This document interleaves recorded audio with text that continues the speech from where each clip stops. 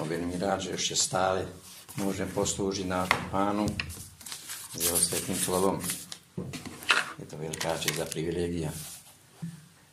Za dnes by som chcel, že by sme si pozreli do Evanjelia Lukáša 7. kapitola od 1. veršíka po 10. Evanjelium svätého Lukáša 7. kapitola od 1. po 10.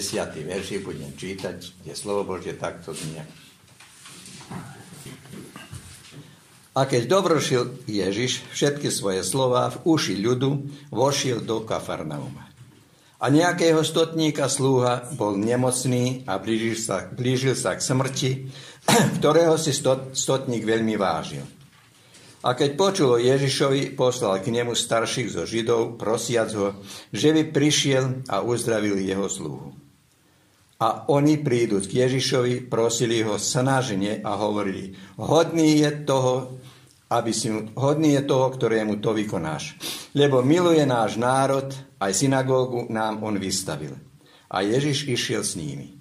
A keď už bol nedaleko od domu, poslal k nemu stotník priateľov a povedal mu, Pane, neunávaj sa, lebo nie som hodný, aby si vošiel pod moju strechu. A preto som ani sám seba nepovažoval za hodného prísť k tebe, ale povedz slovom a môj slúha bude uzdravený. Lebo veď ja som človek postavený pod moc iných, majúc pod sebou vojákov, a keď poviem tomuto choď, tak ide, a inému prídi, tak príde. A svojmu slúhovi učím toto a on činí. A keď to počul Ježiš, zadivil sa mu a obrátiac sa povedal zástupu, ktorý išiel za ním. Hovorím vám, že ani v Izraelovi som nenašiel takej veľkej viery. A keď sa poslaní vrátili do domu, našli sluhu, ktorý bol nemocný zdravého. Toľko prečítaných slov. Pán Ježiš, keď si čítame 5. a 6. kapitolu Lukášovu, tak vidíme, že pred sebou má veľký zástup učeníkov a ostatných, ktorí počúvajú jeho slovo. Pán Ježiš rozpráva, učí o kráľovstve Božom. A tak už, keď dokončil, slovo Božie vraví Lukáš, že keď dokončil tie slová, upútil sa smerom do Kafarnauma. Kafarnaum bolo jedno mesto, ktoré bolo také dosť veľké a významné mesto v Galilei. Tam v Kafarnaume bola i jedna kasárňa. Bolo vojsko, rímske vojsko. V Kafarnaume, Pán Ježiš sa upútil do Kafarnauma, tam stadiaľ pochádza aj apoštol učeník Peter, jeho brat Andrej, Ján a Jákob, bratia Zebedeovi. Tam ju on aj našiel na tom Galilejskom jezere a povolal do svojej blízkosti. A tak Pán Ježiš mnohokrát aj bydlil, prenocoval tam u Petera. A tak sa upútili teraz troška na odpočinok, možná troška sa aj zosilniť, troška osviežiť. A potom čítame, že v tej kasárni napríklad, tak tam bolo vojsko, boli hodne ich, tam mali domy, títo oficieri, nižší a vyšší, tam bol aj stotník. A musím pripomenúť, že tam v Kafarnaume, už teraz či v kruhu kasárny, alebo vedľa, nemôžem presne vedieť vraveť, ale tam bol aj Herodes. Herodes, ktorý bol bola datá vlast na celou Galileju. Tam v tej kasárni čítame, že bol jeden stotník a mal slúhu. Tí slúhovia boli nie Rimania. Všetko boli Židia. Rimania boli vojáci, oni neboli slúhovia. Slúhovia boli samozrejme títo nižší ľudia, ktorých si podmanili, to Židia, Izraelci. A tu čítame, že nejakého stotníka bol nemocný, jeho slúha blížil sa k smrti. Keď si pozrieme veľmi ľahko, napríklad, on by mohol povedať, no už keď si ochorel, tak zober sa, spakuj sa, zabal si veci a choď domov, aby si sa liečil. A mohol si zobrať z tomto stotník druhého mladého, mocného, silného slúhu. Ale on sa stará o tohto slúhu. Lebo vidí, že je už chorý, aj čo, ale pobehal istotne po všetkých lekárov, ktorých mal tej rímskej impérii, ríši, možná od Jeruzalema, od Betlehema, aj tutoka. Oni mali kasárne tam lekárov, nemocnicu, ale pomoci nebolo. My vieme, že v smrti sa končí každá ľudská moc. To je kraj. To on sa blížil na smrť, píše.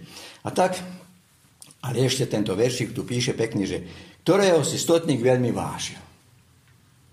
Je to zaujímavé, že stotník, ktorý bol Riman, bezbožný človek, ktorý mal vládu nad všetkým a poneváč ho aj jeho, ako aj všetkých vojakov, Židia mrzeli, on predsa mal rád svojho sluhu. Zastal za ňu. Viete, keď som si tak rozmýšľal nad tým slovom, napríklad mať rád, to znamená, nie že ho mal rád, tu píše, veľmi ho vážil. To znamená, ctil ho. Ale táto slovo láska, milovať niekoho, a toto uctievať niekoho, to sú veľmi, veľmi blízko. Veľmi sú blízko. My môžeme niekoho milovať, milujem manželku svoju, ale vás môžem ctiť. A je to veľmi blízko, to slovíčko.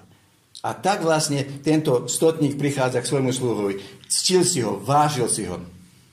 Staral sa za ňo. A potom vraví, že a keď počul o Ježišovi, poslal k nemu starších zo Židov, prosiac ho, že by prišiel a uzdravil jeho sluhu. Hľadá pomoc od toho, komu je daná každá moc. Každá moc na nebi i na zemi. Posíla Pána Ježišovi Židov zo starších. Vidíte, neposíla Rimanov. Neposíla s tou myšlienkou, že chodte pre neho a prinúčte ho prísť. Nariadte mu, aby prišiel. Posíla Židov a ešte vraví, poproste ho, že by prišiel. Teraz je otázka ešte jedna. Odkuď? Ako mohol tento stotník napríklad vedieť o Páne Ježišovi Kristovi, že on môže uzdraviť jeho sluhu? Pripomenul som, že v Kafarnaume bol dom, palác, tak poviem tam, aj Herodesov. U Herodesa v dome bol jeden úradník, pisár, knigovodia, računovodia, už aj ako my to voláme, vo vojsku sme ho volali čáta, ktorý viedol knihe, všetko zapisoval a bol úradník v dome Herodesa. A keď si pozrieme do 4. knihy, do 4. tej kapitoly Evangelium Jánov, tak tam uvidíme práve ten príbeh, že tento úradník počul o Páne Ježišovi Kristovi, že prišiel znovu do Káne, tam, kde spravil víno z vode, a že potom aj pozdejšie uzdravoval ľudí, liečil, činil divy a zázraky veľké, tak on ide oproti Pána Ježišovi Kristovi, aj s vojáci, a tiež ho prosí, poď, ak môžeš, že by si vyliečil môjho syna. Pán Ježiš tedy vidí srdce toho úradníka, že je tu taká jedna polovičatá viera, ale vidí týchto vojakov Rimanov, že sú bezbožní, že vôbec ani neveria. A Pán Ježiš tam hovorí, áno, ak nebudete vidieť zázraky, moje dielo, silu a moc moju, tak neuveríte. Choď domov, hovorí tam, tvoj syn bude zdravý a živý. Keď sa vrátil úradník domov, pýta sa manželku, kedy sa uzdrajú. A tam kde okolo 1 hodine. A on sa svedčil, pravda, bolo to tedy, keď mi Ježiš povedal, choď domov, tvoj syn je zdravý. Úradník uveril. Rozprával, hlásal, čo mu Pán Ježiš učinil. Tam všetci vojaci to počuli. Počul aj tento stotník, že Ježiš tam z Nazareta uzdravil jeho syna, ktorý bol tiež na smrť chorý. Ubiehlo to 5-6 mesací, tento slúha ochorel. A stotník sa svedčil. Už keď som všetkých vojakov, lekárov povolal, nemôže sa mu nájsť lieka, ide pre Ježiša. Má vieru. A tak títo sluhovia odchádzajú, Židia, a prosia ho, ale píše takto, že a oni prídu k Ježišovi, prosili ho snažne. Nepovedali len, no vieš čo, náš stotník nás poslal, aby sme ťa zaprosili, ak by si chcel prísť zozdraviť jeho sluhu. Ale navaľujú, snažne ho prosia. A ešte aj dodávajú, že poď, on je dobrý človek, štedrú má ruku, pomáha všetkým. Synagógu nám urobil, vystavil, lebo miluje náš národ, aj synagógu nám vystavil. A potom vraví, že hodný je toho, aby si prišiel k nemu a uzdravil jeho sluch.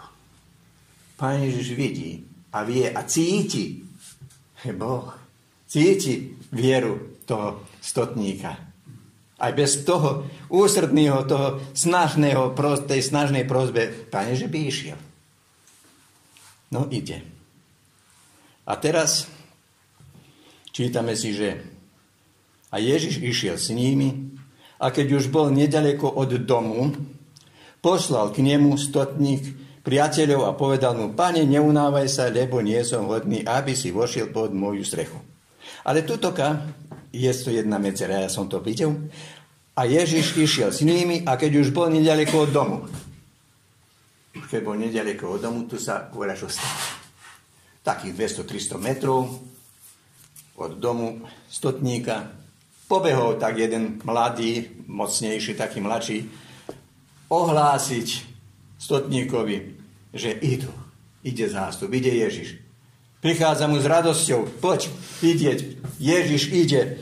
A my sme ho prosili a volali sme ho úsrdne a pravili sme mu, aký si dobrý, aký si milostivý, milosrdný k nám, že nás miluješ aj Židov bez ohľadu. A ešte mu aj pravili, že si hodný toho stoj. Nie som hodný. My sme vrali, že si aj hodný toho, aby prišiel. A stotník spraví, stoj, nie. Nie som hodný, choďte rýchlo. Teraz stotník bere svojich priateľov, Rimanov, ktorých mal v dome. A choďte a povedzte Ježišovi, že ja nie som hodný, aby prišiel, aby prekročil práhy, dvere mojich dverí. Nie som hodný, aby prišiel pod moju strechu. Celá kasárňa je tme, celá kasárňa je špinavá, celá kasárňa je hriechu. Sa to bezbožníci. A on je svätý. Nie je hodný môj dom, že by prišiel pod moju strechu, že by prešiel cez moje dvere. Nie som hodný. Oni ho chválili, že je hodný. A on praví, nie som hodný. To ma tak posvetilo na Petra, keď Pán Ježiš ho povolával, keď tam na tej loďky chytili tie ryby, keď spoznal Peter tú svetosť Ježiša Krista, povedal, Pane, odídi odo mňa, ty si svätý, ja som hriešný. Odídi odo mňa, ja som hriešný. Nemôžeš ty byť pri mne. Nie som hodný byť pred svojimi nohami. Ján Krstiteľ hovorí, za mňou ide ten, čo vás bude krstiť ohňom a Duchom Svätým. A ja som nie hodný jemu ani rozviazať, ani zaviazať remienke na sandáľach. Nie som hodný. Stotník hovorí, povedzte mu rýchle, nie som hodný, aby prišiel. Ale tam, kde je, nech povie slovo, tu vraví ďalej. Ja nie som hodný. Preto som vraví, ani sám seba nepovažoval za hodného prísť k tebe. Ty si svätý, ja som hriešný. Ale povedz, Pane, slovom a môj sluha bude uzdravený. Tam, kde si, povedz slova, tvoje slovo má moc, silu. A viete, čo ma teraz podsjeća na čo? Seďme sa, Pán Ježiš už, to je 11. kapitoly Evangelium Jánov zapísané, to je už pred jeho koncom smrti, ukrižovaní, je to skriesenie Lazára. Tam si čítame, že Marta a Mária, keď videli, že je brat Lazár chorý, nemocný, posielajú svojich priateľov Pána Ježišovi Kristovi a mu povedia, prídi, lebo tvoj priateľ Lazár je chorý. Prídi ho uzdraviť, prídi. Marta a Mária mysleli, že Pán Ježiš musí prísť k Lazárovi, musí ho chytiť za ruku. Musí sa pomodliť nad ním, že by Lazár ozdravil. Oni nehovoria, nech povie tam, kde je slovo a náš brat bude zdravý. Tá láska, tá viera je menšia. Keď Pán Ježiš prichádza už na 4. deň do Betánii, stretnú sa s Máriou a Martou, čo mu rabia? Páne, keby si bol ty tu býval, keby si bol tu, náš brat by bol živý. Tak to zomrel, nebol si tu, že pozde. Však? Oni sa nesvetili povedať, koľko času boli s ním spolu. Povedať, no, on je tam, on má silu, má moc, len nech povie slovo, náš brat bude živý, zdravý. Stotník má vieru. Vieru, ktorú to aj sám Pán Ježiš uvidel. Lebo veď, ja som človek, vraví stotník, povedzte mu, ja som človek postavený pod moc iných. Nado mňou vie. Stotník vie na tej jeho životnej lojtre, na ktorej on pešky stojí. A vie, že potiaľ to ja som tu a nado mňou sú ešte oficieri. Major, pukovník, generál, Herodes. On vie, ale hovorí, a ja mám pod sebou. Ja som tu. A keď poviem to aj to, ale ja mám moc len povedať, učím to, urob to. Ale uzdraviť máš tu moc iba ty. Iba Pán Ježiš. Moja moc tu prestáva. Že vraj, lebo veď ja som človek prepačujem sa. Veď ja som človek postavený pod moc iných. A mám pod sebou vojakov, i keď poviem tomuto, choď tam, tak ide. Keď poviem, toto urobí. Keď to Pán Ježiš počul, zadivil sa a obrátil sa zástupu, ktorý išiel za ním. A hovorím vám, že ani v Izraelovi som nenašiel takej veľkej viery. Pán Ježiš sa zadivil. Zadivil sa. Ja si dosť čítam aj mnohé, tak aj kázne, aj Šakova som tak našiel, že Pán Ježiš sa zadivil jedine tu. Nad veľkou vierou. I keď Nataniel, keď prišiel k nemu, keď sa stretol, keď povedal, že v Izraeli som nevidel takú, ale sa nezadivil tej jeho viery. Tu sa. No, veľká je tvoja viera, povedal ešte jednej osobe, to je Kananejka. Tiež pohanka. Keď jej povedal, veľká je tvoja viera, choď domov, stane sa podľa tvojej vôli, dcera ti bude živá, zdravá. Tutoka vidíme, že tento stotník má veľkú vieru. Zadivil sa sám Pán Ježiš na tou vierou. A obráci sa k svojim zástupu a hovorí, Pán Ježiš, hovorím vám, že ani v Izraelovi som nenašiel takej veľkej viery.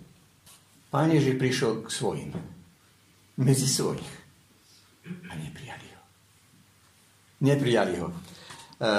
Apoštol Pavel hovorí, nehambím sa za evanjelium Ježiša Krista, lebo mi je na spasenie života. Nehambím sa za to, ale potom tam Rimanom 8 či 9 hovorí tam voľačom 9. No, 9. No, tu hovorí apoštol Pavel niečo. Tam hovorí, nehambím sa za evanjelium, ale tu hovorí, že pravdu hovorím v Kristu, neklamem. Svedčí to Duch Svätý v mojom srdci, že mám veľký zármutok aj bolesť v mojom srdci a hambím sa. Za čo sa hambí? Za akú bolesť má Pavel v srdci, vyznáva to. Vraví, že lebo by som bol aj sám svoj život vlastný dal za národ izraelský, za mojich bratov. Ale oni čo mali? Tu praví. Ktorí sú Izraeliti. Oni. Ktorí sú Izraeliti, ktorých je dostali synovstvo, slávu, zmluvu, zákonodárstvo, svätoslužbu, zasľúbenia Božie. A pogazili všetko. Preto vraví apoštol Pavel, má zármutok, bolesť v srdci a hambím sa za nich, lebo oni to odmietli. Všetko to dostali od Boha v Ježišovi Kristovi. synovstvo, slávu, zmluvu, zákonodárstvo, svetoslúžbu. A oni to odmietli. Preto sa ich bojím. Preto aj Pán hovorí, nenašiel som v Izraeli takú veľkú vieru. A potom za to apoštol Pavel tu aj dodáva. Lebo nie všetci, ktorí sú Izraeliti, sú Izraelom. Čo to znamená? Nie každý, kto bude volať Pane, Pane, vojde do kráľovstva nebeského. Až 10, tam máme príklad, že až 10 panov svietili, mali svietiť cestu Pána Ježišovi Kristovi, aby ich Pán Ježiš videl. Pán Ježiš vie prejsť, ale tá lampa mala svietiť v ich srdciach, že by ich videl prísť k nemu. Ak je v našom srdci tma, tak ako na Pán Ježiš nájde. Tam vidíme, že len pol zostarí. Viera malá, viera slabá. Keď vraví, nie každý Izraelita je Izraelita, na zahambenie, viete, čo znamená? Nie každý kresťan je kresťan. Nie každý kresťan je kresťan. Toto znamená. Ja som mal jeden taký rozhovor s človekom a rozprávam o Páne Ježišovi Kristovi. Tak jeho narodenie a potom jeho utrpenia, jeho smrť, ukrižovanie a stál z mŕtvych, že by sme jeho smrťou a jeho skriesením zo smrti do života mali aj my účasť na večnom živote. A viete, čo som dostal? Odpoveď. Málci, nemojte sa zamajavaš sa tým. Neblázni sa s tým. Nie to z toho nič. Človek, kým žije, keď zomrie ty. A ja sa ho pýtam potom. A si ty kresťan? Si ty chrišťanin? Bol to Srb? A hovorí, ne, ja som pravoslavac. Myslíte, že ľudia aké nevedomosti žijú. Preto apoštol Pavel vraví, nie každý Izraelita je Izrael. Nie každý kresťan je kresťan. A to je na zamyslenia nám. Keď Pán Ježiš hovorí, nenašiel som tú vieru ani u kresťana, ani u Izraela, ako som videl u tohto človeka. A tak tu stotníka v srdci vidíme, že je veľká milosť, je veľké milosrdenstvo voči ľuďom a veľká láska k ľuďom a vidíme, že je aj viera. A keď sa poslaní vrátili do domu, našli túhu, ktorý bol naozaj uzdravený mocou Ježiša Krista. Nech by nám Pán dal, že by sme my mali naozaj tú vieru mocnú a silnú, že sme vedeli, že Pán Ježiš má teraz a dnes moc slovom svojim povedať, duchom svojim nás pozdvihnúť, aby sme tú vieru, ktorú nám dá, ktorú nás vložil, kde sme povolaní, aby sme to naozaj aj do konca vydržali. Amen.